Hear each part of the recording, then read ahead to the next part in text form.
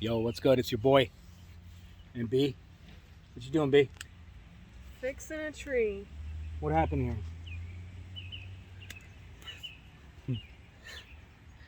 There's no nice way to say it. Somebody effed up. Chicagoland area, we have been This is going on YouTube, by the way, because the videos that I posted on YouTube and the one you're in, people have been asking for more. Hola, So, YouTube. Hola, YouTube.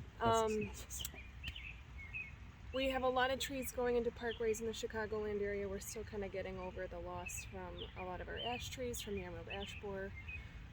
So this is a sugar maple that was installed, and in a parkway. In a parkway. To replace an ash that had died.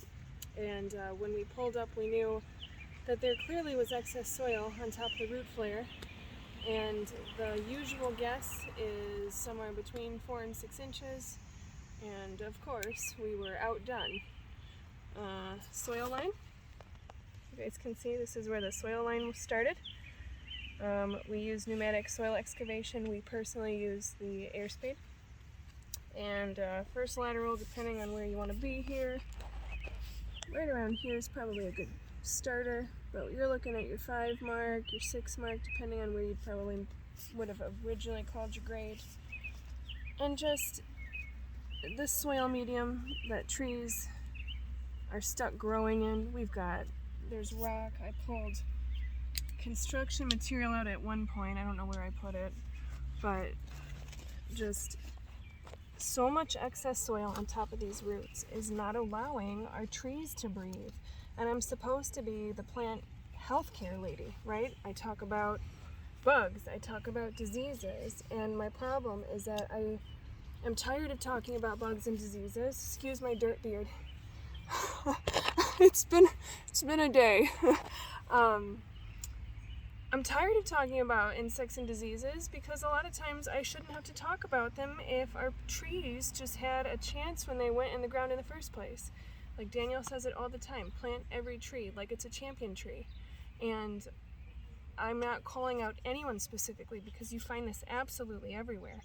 But I think that we're planting every tree to die. There's no hope for a lot of these trees because there's a lack of education from where trees come from. There's a lack of education about how to plant a tree properly. And then there's a lack of education about the entire aftercare program. Like, trees are children. Like, you have to take care of them. You can't just be like, what's that? I had a child, and then never feed it. Never give it a glass of water. I'm not asking you to send this tree to college. I am asking for you to give this tree a chance to breathe. So one of the things that I've talked about before in videos, I'm pretty sure I have, due to my experience in the nursery industry, is like all the pieces that are wrong. So like right now, Brianna's cutting off ascending roots, and the tree, the hole wasn't dug too deeply, and then the tree put in. The tree showed up too deep in the root ball, if that makes sense. Due to cultivation practices in the nursery, there's an excess buildup over what are called the structural roots in the nursery. So this is what's happening in the nursery, right? You're growing this tree, and you have these rows. And as you either mow or anything, if you have a tree growing in a valley, right? This tree's growing in the valley, and then as time goes on, all the erosion happens, and all this excess soil builds up on top of the root flare. If you don't remove that soil, and you dig your tree, you're not going to get very much root capture. But if you had removed the excess soil and dug your tree, obviously this is the worst visual I could come up with, you would get more root capture, and you'd have a flare. And the person installing the tree, whether it's a homeowner or a landscaper or an arborist or the volunteer group, because everybody wants to plant a tree at the park, there'd actually be a chance of that tree being a champion tree because it would have been given its soul as part of the package.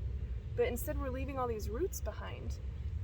So we're not allowing practices to give us full root capture. So the reason that I know that that's a thing is because we found the ears of the wire basket. So those are the ears right there. And if you line them up with where the tree is, you can, what that tells me is that when they dug the tree, they never removed any of the excess soil, even after digging. And that's typically what's done. Typically in the nursery, you dig the tree and then you remove all this excess soil and then you package up the root ball. It would be great if we could get all the soil off before we dug the root ball so we could get that full root capture that B was talking about. But that's not something that's done at all.